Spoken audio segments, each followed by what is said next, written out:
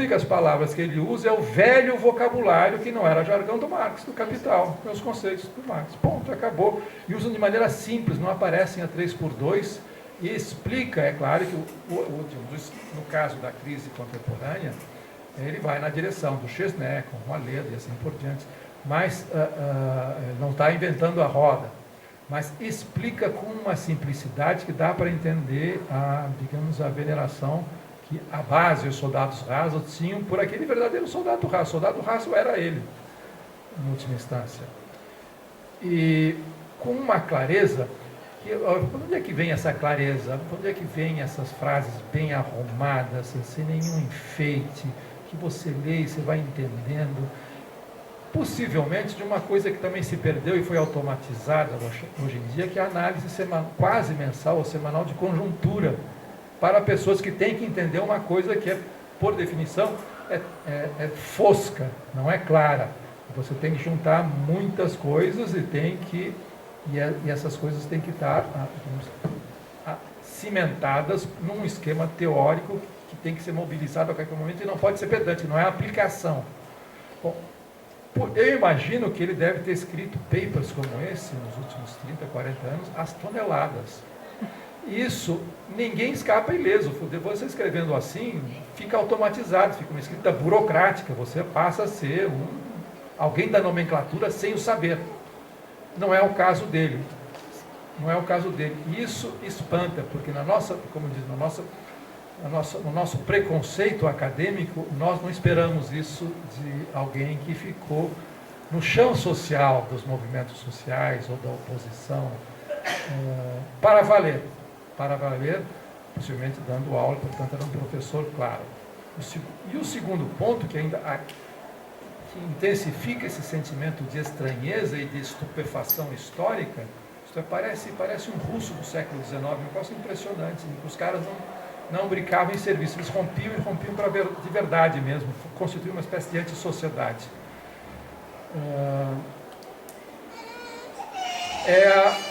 O que espanta é a relativa modéstia com que ele esconde a erudição.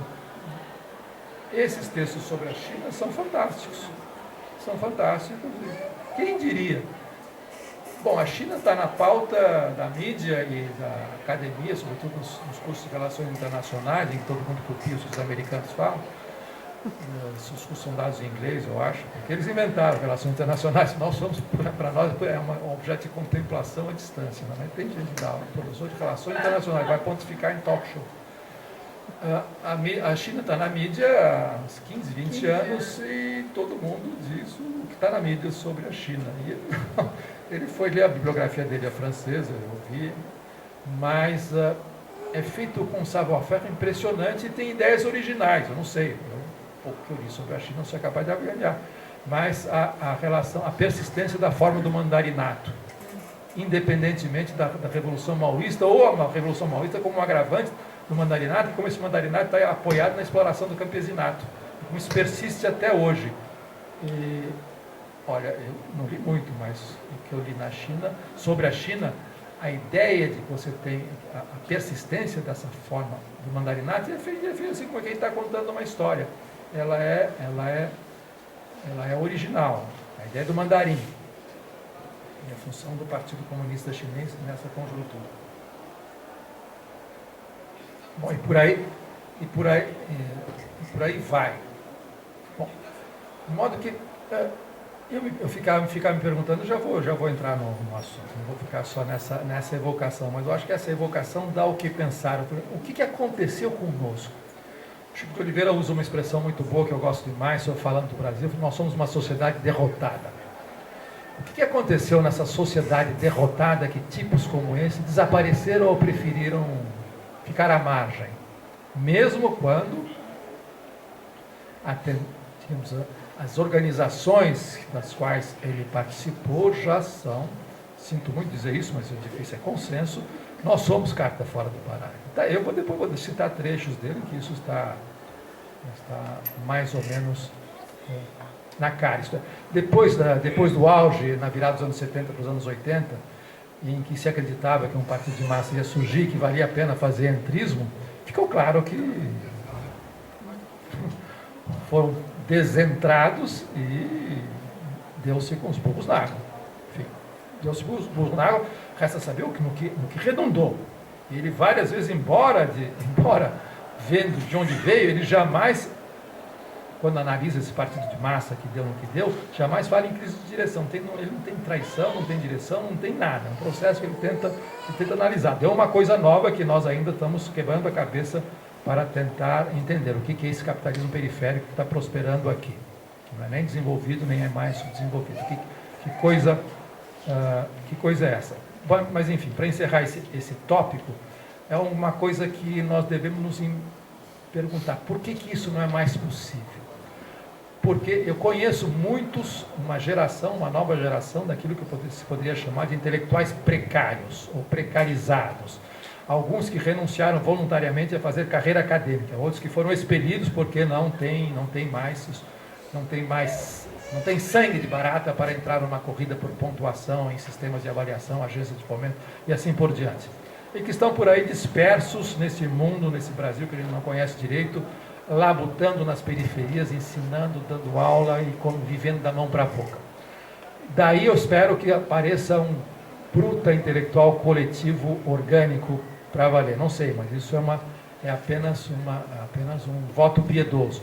Mas o que aconteceu, o que está acontecendo para que essa avis rara, cause a impressão que me causou, tira a parte todos os preconceitos da minha extração social e categoria funcional propiciaram. Por que isso não pode mais voltar a acontecer? O que aconteceu? Será que deve ter muita gente como ele ensinando por aí, fazendo círculos, fazendo debates, fazendo seminários, sendo quadro itinerante, quadro político, andando o Brasil de norte a sul, participando de ocupações, assistindo a despejos que a gente não sabe e que talvez um dia apareça. Ele era de uma outra geração, uma geração, digamos, mais intelectualizada desse tipo de militância. Nessas organizações, convenhamos que o trotskismo é uma organização, sobretudo, intelectual, por isso que tem grandes eruditos, historiadores, conhecedores da Revolução Russa, e assim por diante, porque as tarefas históricas foram rebaixadas.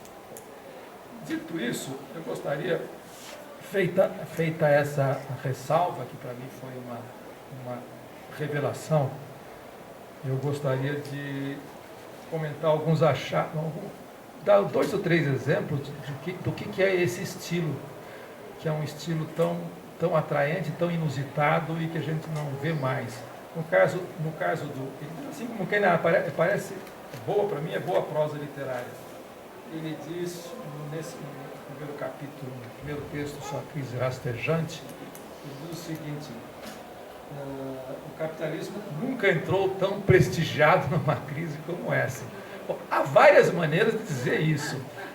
Ele poderia dizer, em 29, todo mundo fez a comparação com 29, em 29, as providências que o Roosevelt teve que tomar foram providências, não é porque ele está, não, foi pelos belos olhos da população sofredora pela hecatombe de 29 e 30 e a grande depressão nos Estados Unidos, porque estava acossado por uma União Soviética que estava ali do lado dele, do outro lado havia o nazismo, o Terceiro Reich estava ali. Estavam se modernizando, estavam enfrentando de uma maneira bárbara, mas estavam enfrentando e resolvendo de maneira também bárbara essa mesma crise. Portanto, o capitalismo estava muito por baixa, do ponto de vista da classe trabalhadora, do ponto de vista da inteligência, do ponto de vista dos artistas, do ponto de vista dos movimentos, no mundo inteiro. Um dos esportes prediletos era falar com conhecimento de causa da catástrofe humana, social, civilizatória, que era o liberal imperialismo personificado pelas velhas potências coloniais carcomidas na Europa. Não havia, às vezes era difícil distinguir quando era um Bolche, quando era um social-democrata alemão, ou quando era um nazi falando. Estava na cara, estava escancarado a desmoralização total.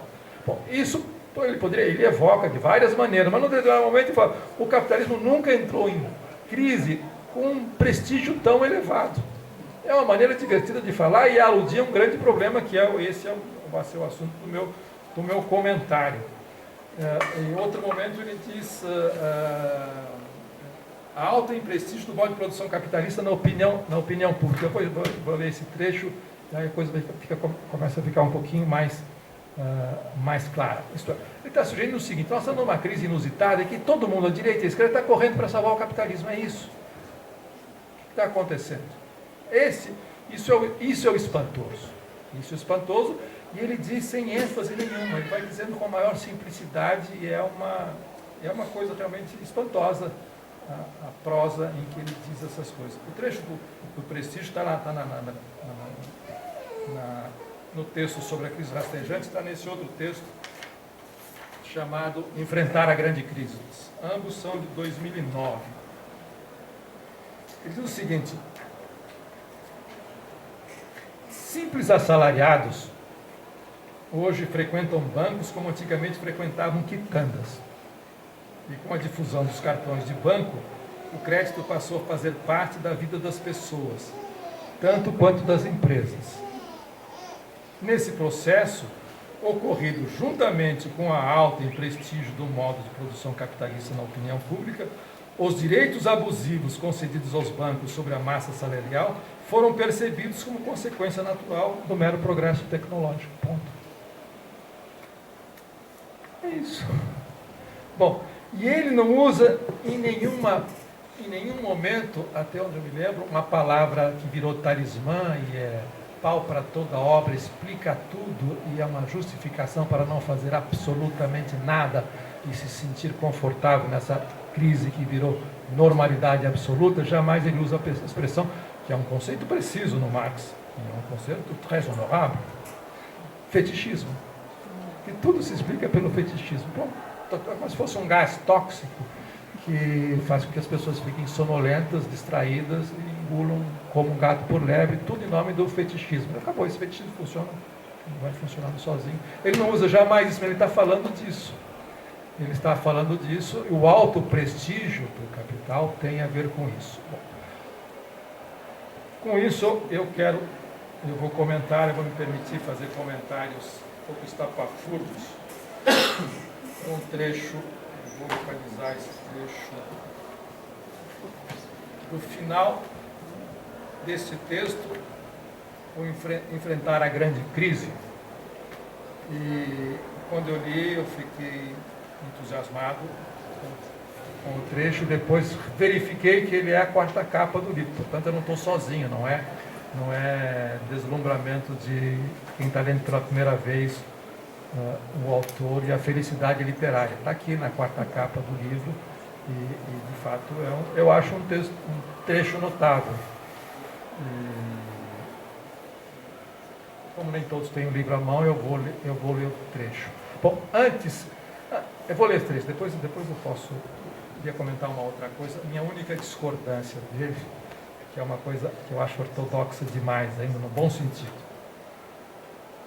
Ele diz o seguinte: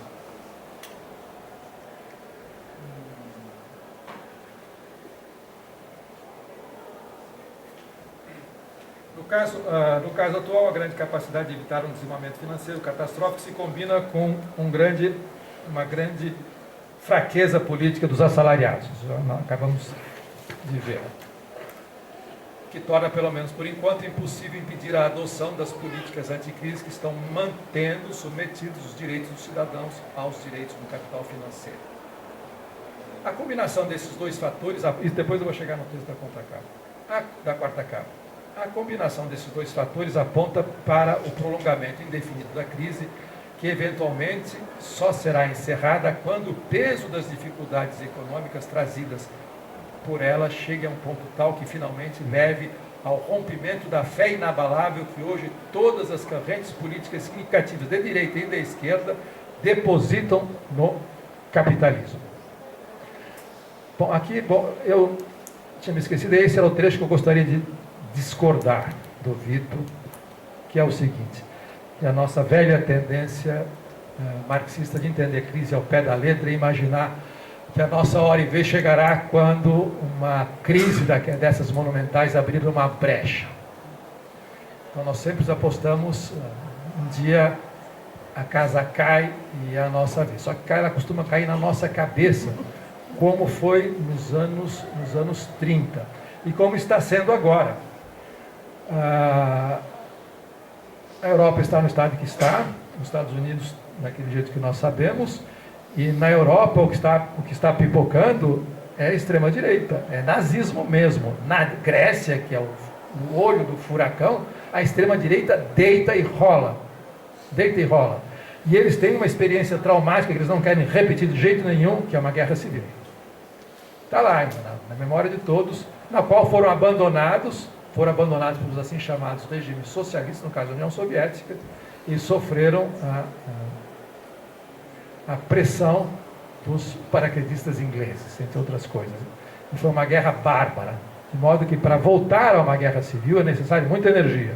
E nesse momento de desmoralização, o que prospera é a extrema-direita. É nessas circunstâncias que eu gosto de lembrar sempre uma tese que não é minha, não tenho capacidade para isso, é uma tese dos situacionistas franceses no rescaldo de maio de 68. Justamente contradizendo a tese clássica sobre a grande hecatombe final do capitalismo, uma grande crise, assim por diante, uma era de guerras e revoluções e por aí afora. Ele diz o seguinte: a maior greve de massas, uma greve pré-revolucionária, numa sociedade do capitalismo central, no século XX, depois da Segunda Guerra Mundial, no auge do Fordismo, foi numa sociedade próspera, com um welfare funcionando às mil maravilhas, com todo tipo de proteção social que se possa imaginar, com pleno emprego, com o PIB crescendo, 30 anos de crescimento glorioso, que foi a França. E, no entanto, em algumas horas, em 2, 3 dias, um mar de bandeiras vermelhas encimavam as fábricas ocupadas em quase todo o país. E milhões cruzaram os braços, e durante 48 horas o poder na França esteve vazio. De Gaulle fugiu, foi conspirar com generais franceses estacionados na Alemanha para ver o que fazia. O poder esteve à disposição. Bom, vamos discutir para o resto das nossas vidas o que aconteceu, porque não se atravessou aquele limiar na França.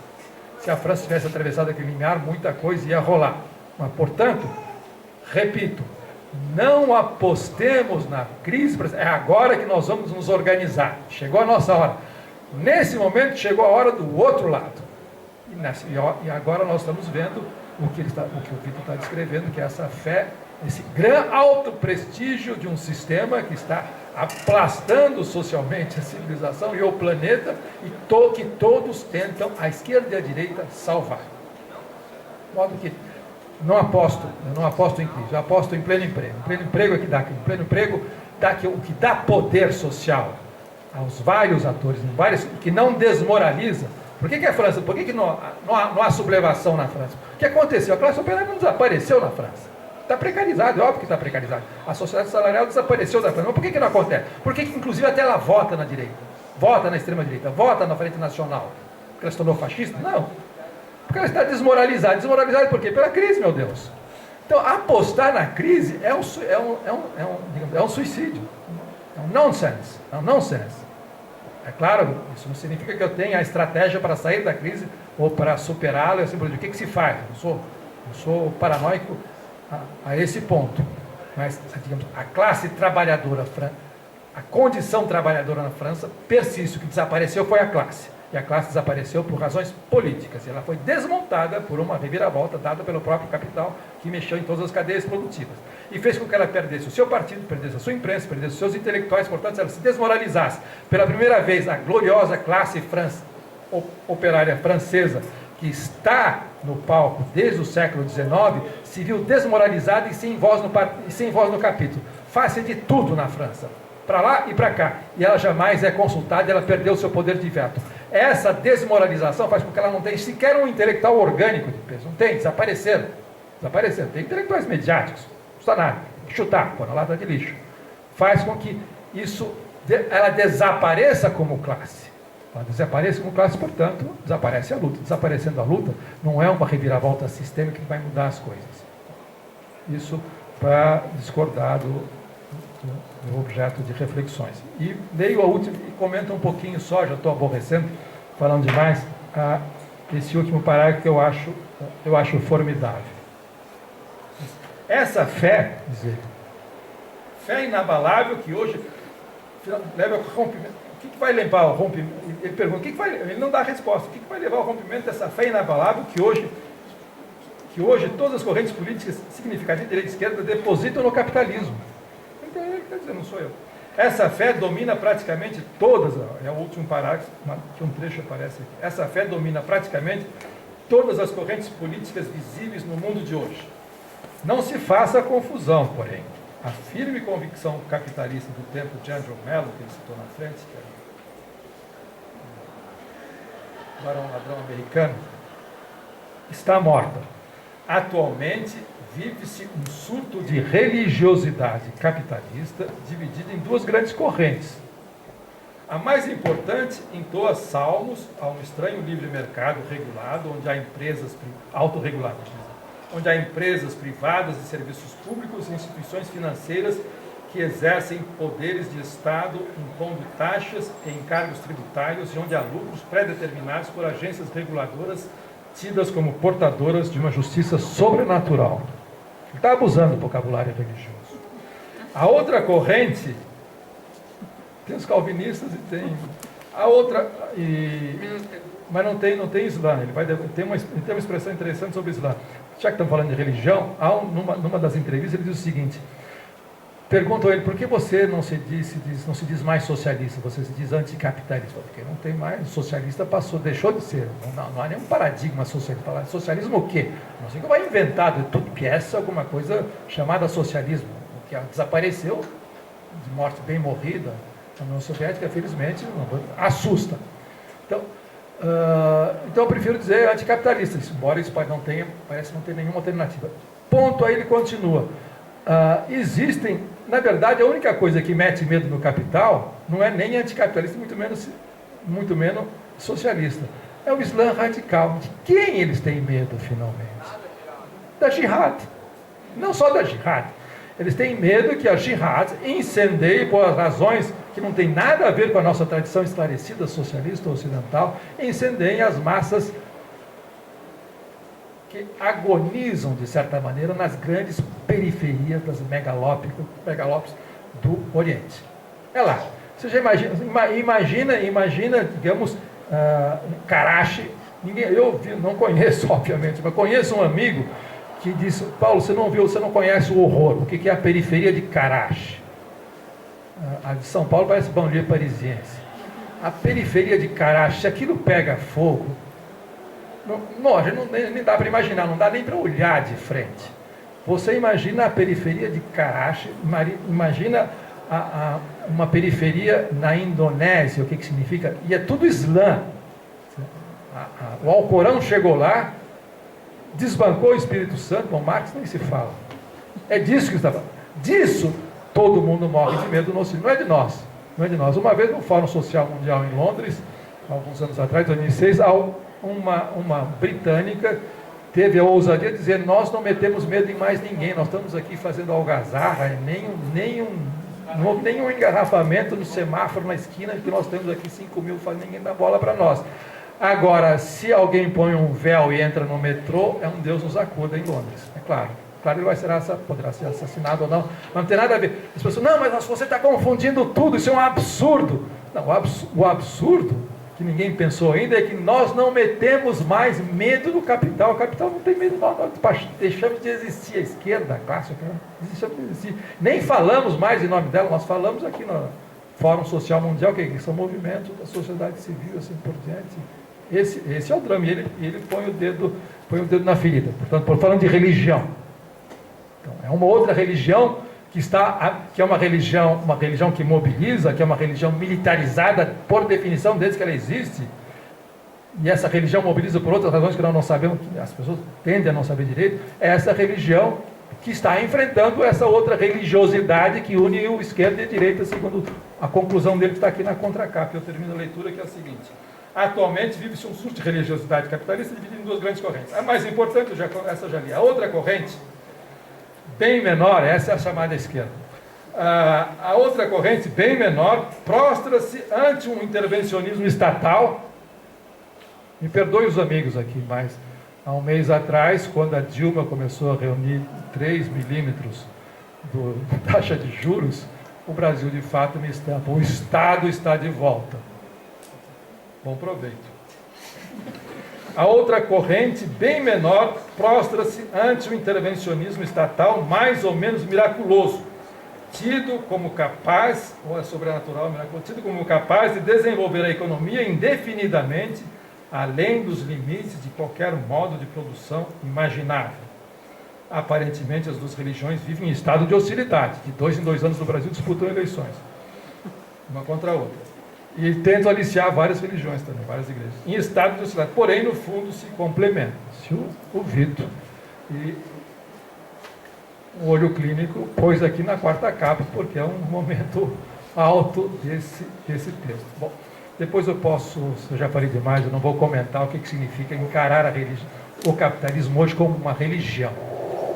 Que é o que não é apenas uma metáfora. É isso. Obrigado, desculpe por ter me alongado.